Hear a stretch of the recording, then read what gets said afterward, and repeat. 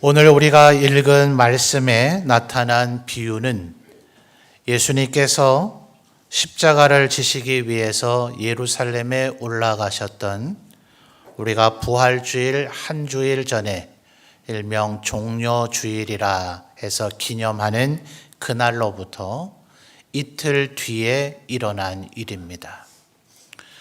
예수님께서 예루살렘에 입성하시고 난 그 다음 날 월요일에 성전에 올라가셨었죠.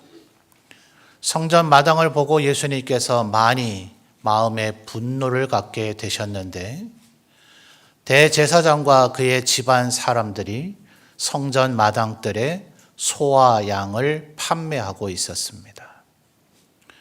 원래 제물은 제사를 드리고자 하는 이들이 흠없고 정결한 것을 가지고 와서 하나님 앞에 제사를 드려야 하는데 때로 이스라엘 백성들이 정결하지도 않고 흠이 있는 제물로선 적합하지 않은 것들을 가지고 오곤 했는지라 출발은 선한 것이 되었지만 나중에는 대제사장과 그의 집안 사람들이 소와 양을 고가로 판매하는 타락의 지경에 이르게 됐습니다.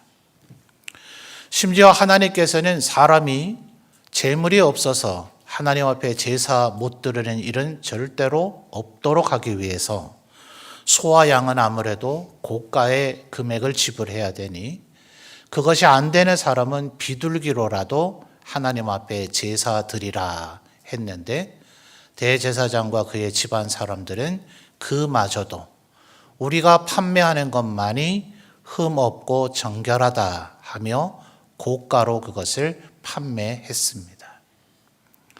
또 성전 안에서는 고대의 유대인들이 사용했다라고 주장되어지는 세겔화라는 동전을 사용했고 일반 사회에서는 로마 제국의 동전인 드라크마, 렙돈 같은 것들이 사용되어졌기 때문에 그 부정한 동전은 성전 안에서 쓸 수 없다 하여서 소나 양이나 비둘기를 사기 위한 동전 세겔로 바꾸기 위해서 일반 국민들이 가지고 있는 드라크마화를 세겔로 바꿔야만 했습니다.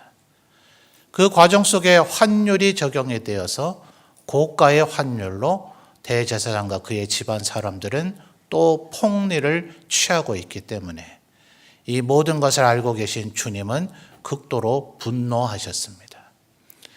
그래서 너희가 이 성전 하나님의 집은 만민이 기도하는 집이 되어야 할 것이거늘 너희는 강도의 속을 강도의 구려를 만들었다 하시며 소와 양을 다 내쫓으시고 비둘기를 풀어주시고 또 돈을 바꾸는 환전상의 테이블을 뒤집어 엎으시고 그 모든 일을 하고 있는 이들을 채찍으로 때리기까지 하셨습니다.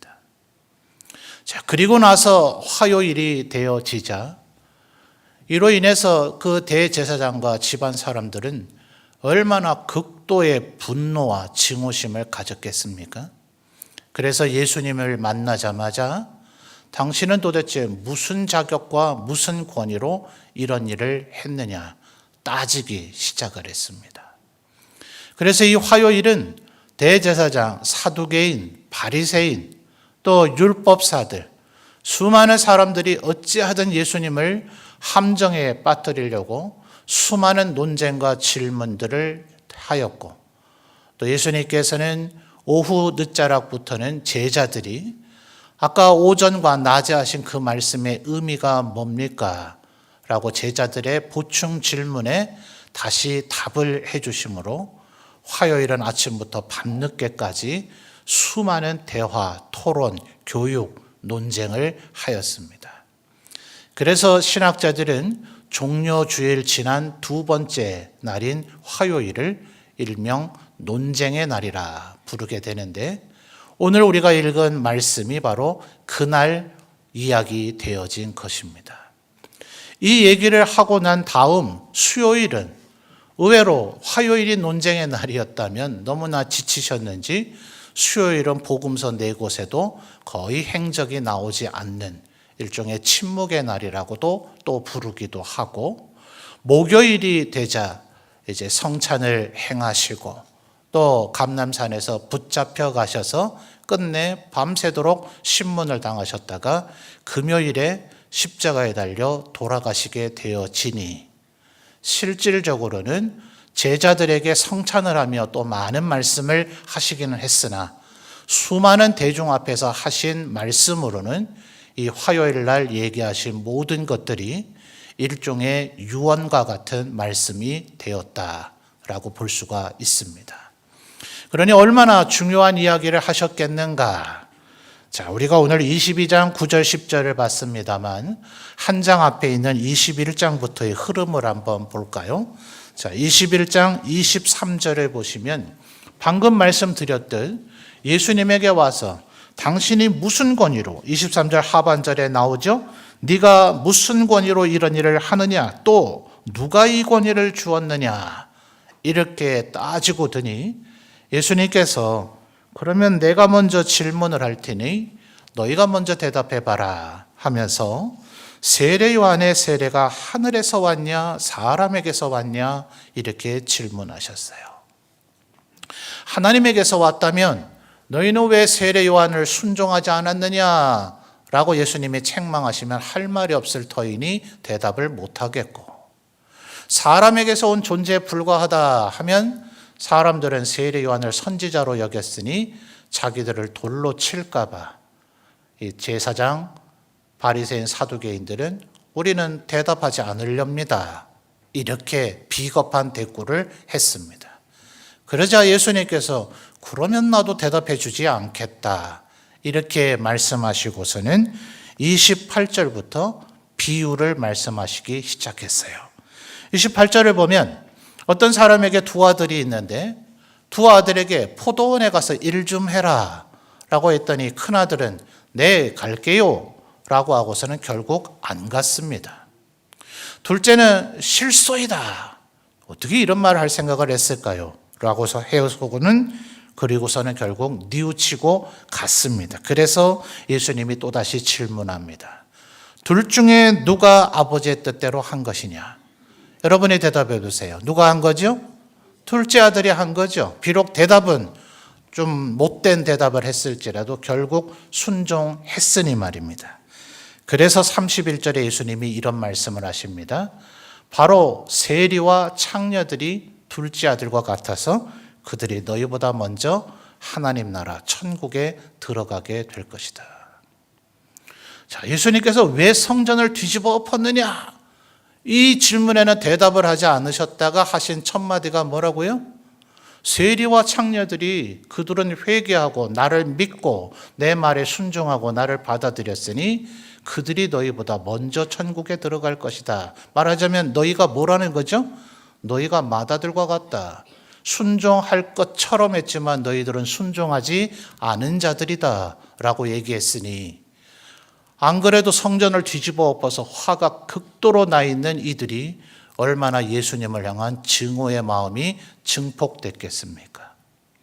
그래서 어떤 신학자들은 지난 3년간의 일이 없었다 하더라도 안식일 날 많은 병자를 고쳐주셔서 그때마다 충돌과 논쟁이 있었거든요. 근데 그런 일이 없었다 하더라도 이 월요일에 성전을 뒤집어 엎고 이 화요일에 논쟁을 한 이것만으로도 아마 예수님을 죽이고자 하는 마음을 먹었을 것 같다라고 말하는 이들이 있어요. 자, 이어지는 21장 33절부터를 또 볼까요? 이제는 또 다른 비유를 얘기하시는데 어떤 주인이 포도원을 만들어 놓고 종들에게 세를 주고 멀리 타국에 갔습니다. 자, 포도원의 주인이 따로 계시고 종들이니 야, 너희들 포도 농사 짓느라 고생했을 테니 대부분의 포도는 너희들이 먹되 나도 맛은 봐야 안 되겠니? 포도를 나에게 조금 보내다오 라고 종을 보냈더니 종을 때리고 또 심히 때리고 하나는 죽이고 돌로 치고 이러더랍니다. 주인이 얼마나 어이가 없겠어요? 이 종놈들이 지금 제정신이 아닌가?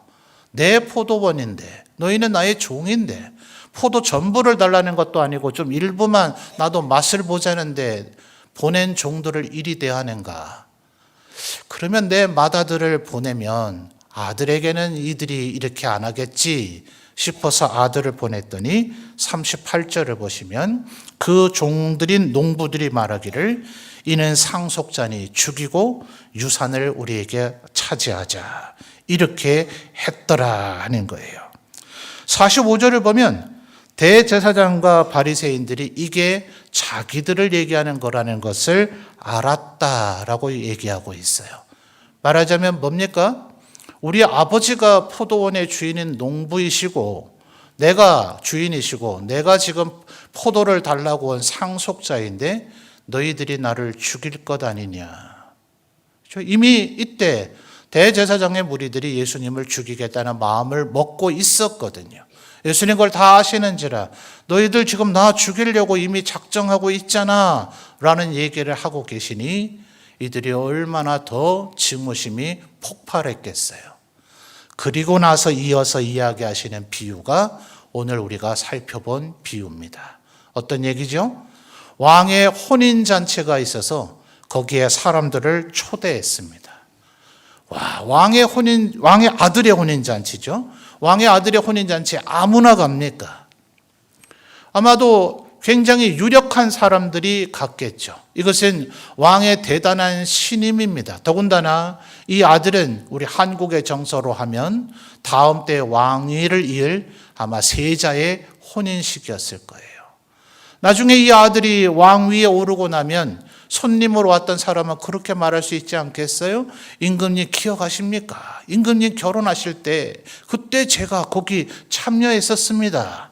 이것은 아버지 왕으로부터 엄청난 신임을 받았다는 증거이기도 하고 자신을 향한 최선의 예우를 다했다는 것이니 이 사람은 아마 대단한 출세를 할 수 있을 거예요. 그런데 놀랍게도 3절을 보면 오기를 싫어했다 그럽니다. 참 까닭을 알 수 없죠?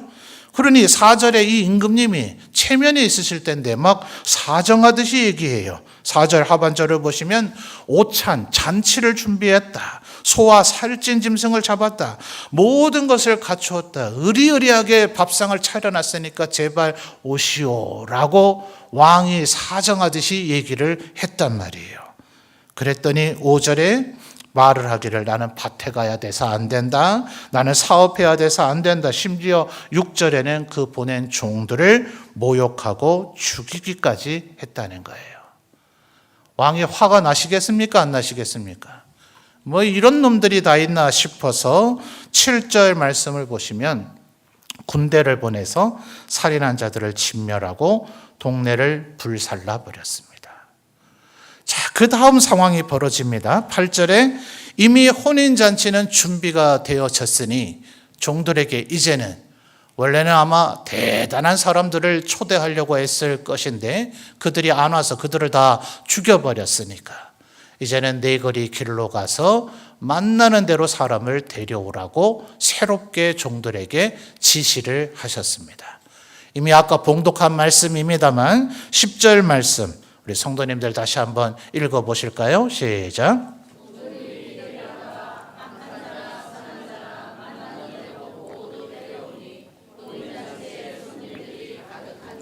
아멘.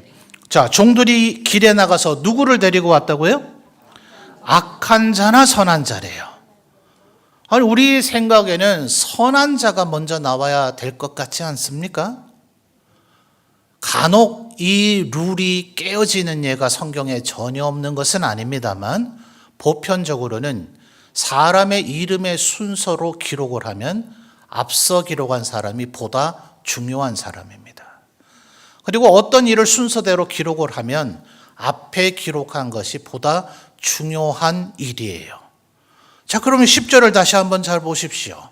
종들이 길에 나가 누구를 우선적으로 데려와야 된다고요? 악한 자를요. 선한 자를 선별해서 데려오다가 그래도 혼인잔치 자리가 가득 차지 않을 것 같으면 그때 악한 자라도 데려오라는 것이 아니라 악한 자에 더 우선권을 두라고 왕께서 이야기를 하셨더라 하는 거예요. 그래서 결국 어떻게 됐습니까? 10절 하반절을 보니 혼인잔치가 가득 찼습니다. 그런데 11절 12절을 보면 또다시 반전이 벌어집니다.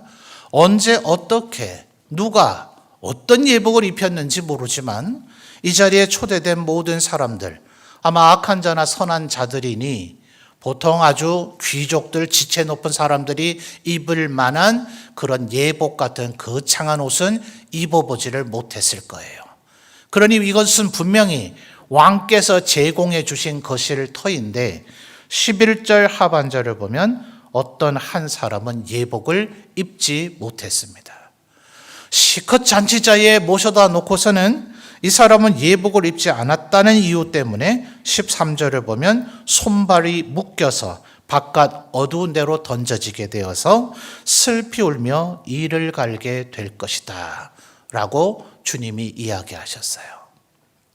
자, 그러니 앞서 감히 왕의 혼인잔치를 거절한 사람들만은 아니겠지 모르지만 예복을 입지 못한 사람의 처지도 별반 다를 바가 없죠. 그런데 14절을 보면 묘한 얘기를 주님이 또 하십니다. 청함을 받은 자는 많되 누가 적어요? 택함을 입은 자는 적게 될 것이다. 도대체 이 왕의 혼인잔치에 몇 명이 왔을까요? 100명이 넘지 않겠습니까? 100명이라 할지라도 분명히 11절에는 한 사람이 예복을 안 입었다 했어요. 99명대 1명이라 하더라도 예복 입은 사람이 더 많잖아요. 만약 500명, 1000명이라면 더 심각하죠. 예복을 안 입은 사람은 단 1명이라고 얘기되어지고 있으니까 말입니다. 그런데 묘하게도 청함을 받은 자, 이 혼인잔치에 들어온 사람을 많기는 하지만 예복을 입은 자는 적을 것이다 라는 의미로 14절을 이해해야 되지 않을까요?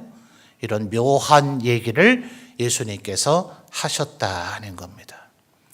자, 아까 우리가 21장부터 살펴봤는데 예수님께서 지금 예수님이 왜 성전을 뒤집어 엎었냐고 화가 나서 따지고 드는 이들에게 두 아들의 비유로부터 시작해서 너희는 마치 뭐와 같다고요? 아버지 하나님의 말씀을 순종하지 않은 맏아들과 같다. 너희들은 포도원의 주인이신 주인 어른께 포도 좀 달라고 종을 보냈는데 그 포도를 보내지 아니하고 끝내는 그 주인의 맏아들을 상속자를 죽인 농부들과 같다. 그 연장선상에서 이 얘기를 하고 있으니 대제사장, 바리새인, 사두개인, 율법사들이 누구와 같다는 거예요? 왕의 혼인 잔치에 감히 거절하고 참석하지 않다가 죽임을 당한 이들이 바로 너희들과 같다라고 얘기하고 있는 거예요. 그러니 네거리 길에 가서 초대가 되어진 악한 자나 선한 자는 21장의 연장선상으로 이해한다면 이들이 누구란 얘기입니까? 세리와 창녀들과 같은 이들이 바로 왕의 혼인잔치에서 음식을 먹는 자들이 될 것이다. 물론 다는 아닌 거죠. 예복을 입지 못한 자는 다시 쫓겨나게 될 것이다 하는 거예요. 자, 우리는 여기에서 누구입니까?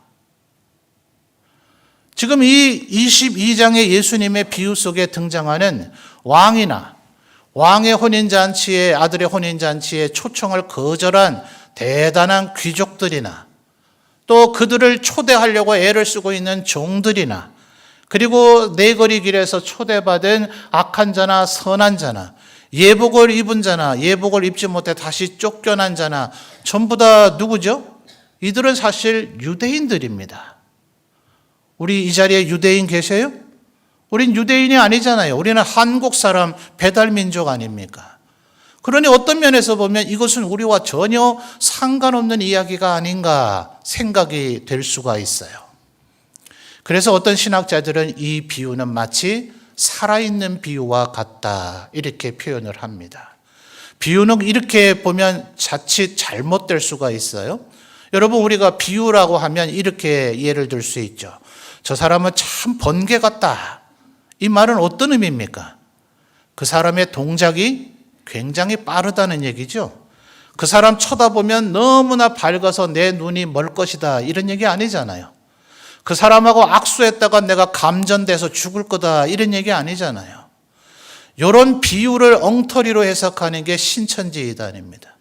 그들은 번개 같다 이러면 빠르기만 할 뿐이 아니라 아주 밝은 빛을 내기도 하고 감전되기도 한다. 이렇게 엉터리로 성경을 해석해요. 근데 이 비유는 살아있는 비유와 같아요. 왜냐하면 바울 사도가 로마서에서 이런 얘기를 했습니다. 로마서에 보낸 편지는 아마도 오순절 성령 강림 사건 때 예루살렘에 왔다가 복음을 듣고 알게 된 로마인들이 로마에 돌아가서 자생적인 교회가 생겼습니다. 예수님의 12사도를 비롯한 바울이나 바나바, 야고보 등 아직 로마를 방문한 이가 없습니다. 그런데 그곳에 예수 믿는 교회가 생겨졌답니다. 그러니 바울 사도가 얼마나 기특해요? 그래서 그들에게 편지를 보냅니다. 너에게 이미 복음이 있다는 얘기를 들었는데 더 정확하게 복음을 알게 하고자 내가 로마서를 쓴다. 그러니 로마서가 얼마나 복음의 진수를 기록한가 아시겠죠? 로마서는 정말 읽고 또 읽고 해야 될 말씀이에요. 그런데 그 뒷부분에 이런 얘기를 합니다. 너희들이 이렇게 복음을 잘하는 자들이 됐다고 해서, 예수님을 잘 믿는 자들이 됐다고 해서 절대로 교만하면 안 된다. 하나님께서 우리 이스라엘 사람들을 가나안 땅으로 이주시키고자 가나안 땅에 원래 있던 7 족속을 조금도 아끼지 않으셨다. 그런데 북이스라엘과 남유다로 나눠졌던 우리들이 하나님의 말씀에 순종하지 않고 바벨론과 아수르에게 멸망당해 벌을 받았는데도 불구하고 예수 그리스도를 믿지 아니하자 하나님께서는 우리 유대인도 아끼지 않으시고 너희 이방인들에게 복을 주기 시작하셨다. 그러니 가나안 7 족속도 아끼지 않고 우리 유대인도 아끼지 않은 하나님께서 너희들이 만약 불순종하고 교만하게 군다면 너희도 아끼지 않을 수 있다는 것을 기억해라 라고 바울 사도가 이야기했어요. 그래서 마치 바울의 그 표현과 같이 이 복음, 이 비유는 상황에 따라 달라질 수가 있는 것이다 하는 거예요. 이것은 지금 예수님을 믿지 아니하고 예수님을 적대하고 있는 바리새인과 사두개인과 제사장들은 왕의 아들의 혼인잔치를 감히 거절한 귀족들과 같은 이들이고, 오히려 세리와 창녀들이 네거리 길에서 초대받아 와서 예복을 입게 된 악한 자나 선한 자와 같은 것이다 라는 첫 번째 의미를 담고 있지만, 이제 시간이 조금 지나고 나면 여전히 이방인들은 복음을 들을 가치가 없어, 그들은 율법과 할례부터 먼저 받아야 돼 라고 생각해서 이방인들에게 복음을 전하지 않으려고 하는 이들이 마치 왕의 아들의 혼인잔치를 거절한 이들과 같은 거예요. 그래서 바울 사도가 그들을 뭐라고 얘기합니까? 내가 전한 오직 믿음으로만 구원을 받는다는 예수님의 이 복음의 진리를 거스르고 율법과 할례도 지켜야만 구원받는다는 얘기를 하는 다른 복음을 전하는 자들, 너희는 저주를 받을 것이다. 그러니 그들이 마치 이 혼인잔치의 초대를 거절한 이들과 같은 거예요. 오직 믿음으로만 구원받게 될 것이다 라는 그 말씀에 순종하고 하나님 앞에 긍휼히 여겨주시기를 바라며 겸손히 나온 모든 이방인들이 마치 네거리 길에서 초대된 악한 자나 선한 자와 같은 것입니다. 예수를 믿게 된 기독교인들이 생겨졌습니다. 그런데 이들은 이방 사람들, 기독교를 믿고 있는 자기들과 다른 소위 이교도라고 불려지는 이들에게 마땅히 땅끝까지 복음을 전해야 되지만 그들에게 복음을 전하지 않고 십자군 정벌을 일으키기도 하는 등 오히려 불신자들을 적대하고 핍박하는 일을 저지른 적이 있습니다. 그러면 그때의 기독교인들은 마치 왕의 아들의 혼인잔치를 거절한 귀족들과 같은 것이고, 그들에 의해서 이제 뒤늦게 선교사님들에 의해서 구원받은 이들이, 우리도 그랬지 않았습니까? 지난 18세기, 19세기 말까지는 이 땅은 예수 그리스도께서 우리의 구주 되심을 아는 이가 없던 곳이 이 땅이었습니다. 그러니 한번 생각해 보세요. 우리는 유대인은 아니지만 최초의 예수님이 이 비유를 말씀하실 때는 우리는 등장할 아예 배역 자체가 없지만, 우리가 처음 예수님을 믿게 될 때는 우리도 누구와 같았습니까? 네거리 길에서 그저 마구잡이로 초대된, 10절에 아까 종들이 길에 나가 누굴 데려왔다고요? 비중이 누가 먼저 실려 있다고요? 악한 자. 아마도 죄송하지만 우리는 악한 자였을 가능성이 높습니다. 그런데 여전히 우리가 이 자리에서 하나님을 섬기며 예배하고 있다면 우리는 아마도 예복을 입은 자가 맞을 겁니다. 이제는 주님께서 10절에 얘기하고 있는 이 종들처럼 너희도 이제는 나가서 내 거리에서 악한 자나 선한 자를 좀 초대해 오지 않으련 이제는 우리에게 종의 배역을 요청하고 있어요. 여러분, 하나님 앞에 예배하는 것, 주님의 교회 일을 섬길 수 있는 기회를 갖는다는 것, 그것이 왕의 아들의 혼인잔치에 초대받은 것과 같지 않습니까? 근데 예배 자리를 귀히 여기지 아니하고 하나님의 교회를 섬기는 그 가치와 의미를 알지 못하는 이들은 마치 대제사장과 사두개인과 바리새인처럼 왕의 아들의 혼인잔치는 거절하는 자들이 된 것과 같은 것이에요. 여러분은 지금 현재 어디에 위치해 있습니까? 여전히 초대를 받아야 할 길거리에 있는 악한 자입니까? 아니면 이제 겨우 예복을 입은 자에 불과합니까? 아니면 왕이신 하나님의 명령을 준행하는 종들의 반열에 서 있습니까? 주님께서는 우리를 유대인도 아니요 이방인이었었고 선한 자도 아니요 악한 자였었고 예복을 입지도 못했던 우리들을 예복을 입혀서 왕의 혼인잔치에 참여할 존귀한 자로 만들어 주실 뿐만 아니라 하나님의 명령을 준행하는 하나님의 신하가 되게 하여 주셨으니 우리도 이제 힘을 다해 내 거리 길로 나가 많은 사람들을 초대하는 사람이 되어야 할 줄 믿습니다. 여러분, 어제 우리 두 번째 초대 자리에 안재호 수정님이 오셔서 복화수를 통해서 정말 복음을 감동 깊게 전해 주셨는데요. 지난 화요일에 제게 이런 일이 있었어요.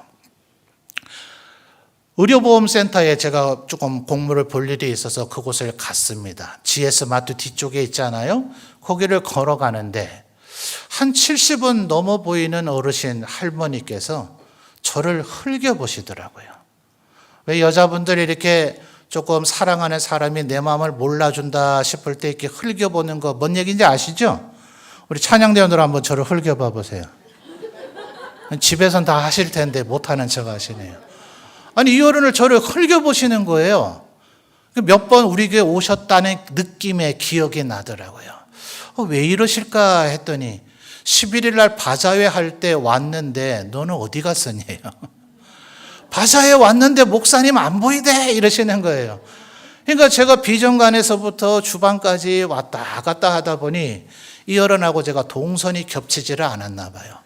나는 왔는데 너는 어디 있었냐 이런 얘기죠. 그래서 제가 아이고 그러셨냐고 어르신 감사하다고 18일 날도 꼭 오시라 했더니 초청장이 없대요. 그래서 그거 없으셔도 상관없으니까 꼭 오십시오라고 제가 말씀을 드렸습니다. 어제 오셨을까요? 안 오셨을까요? 오셨어요. 어제 오셨던 어르신들 가운데 어떤 분이 나가시면서 제게 이럽니다. 목사님, 작년에 제가 5번 다 왔습니다. 이러셔요. 제가 누군지 기억이 잘 안 나는데 이제는 오시는 우리 태신자분들의 얼굴이 적지 않은 분들이 얼굴이 눈에 익고 기억에 납니다. 또 어떤 분은 이러십니다. 우리가 초청주일 예배 설교하면서 마지막에 그런 얘기 하지 않아요? 오늘만이 귀한 날은 아닙니다. 우리는 매 일요일마다 이곳에 같은 시간에 예배하며 여러분이 또 오시기를 기다리고 있습니다. 하나님께서도 기다리고 계십니다. 라고 제가 해마다 얘기하잖아요. 한 어르신은 이 말이 귀에 담겨져 있었나 봐요. 제게 말씀하시기를 목사님 자주 못 와서 죄송해요. 그러니까 아마도 느낌에 작년에 오고 올해 또 오신 것 같아요. 그러니 1년에 좀 더 자주는 못 와서 미안하다 이런 말씀이에요. 저는 우리 지역의 우리 태신자분들이 이런 반응을 보이는 것을 볼 때 이분들이 구원의 자리에 멀지 않다고 믿습니다. 여러분, 우리들이 뿌리고 섬기고 기도한 것은 허공으로 절대로 사라지지 않습니다. 그들이 언제 어떻게 예복을 입게 될런지, 하나님께서 누구에게 예복을 입히려는지, 물론 우리가 청한 그 모든 분들, 이 자리에 오신 모든 분들이 다 택한 자가 되지는 않을 것이라고 성경이 이야기하고 있기는 하나 누가 택한 자가 될지 우리는 알지 못합니다. 그것은 하나님께서 하실 일이고 오직 우리가 할 일은 내 거리 길로 나가 만나는 대로 악한 자든 선한 자든 따지지도 말고 묻지도 말고 구별하지도 말고 그들을 초대해다가 이 자리를 채우라. 그러면 우리에게 믿음을 주시고 긍휼과 은혜를 베풀어 주신 하나님께서 그들에게도 긍휼과 은혜를 베풀어 주실 줄 믿습니다. 우리가 악한 자였지만 예복을 입혀주시고 이제는 왕의 명령을 준행하는 주님의 신하가 되게 하여 주셨으니 이 은혜를 마음속에 꼭 새기고 이제는 우리도 내 거리 길에 나가 만나는 대로 사람을 청해 오시는 하나님의 일꾼들이 다 되시기를 주님의 이름으로 축원합니다.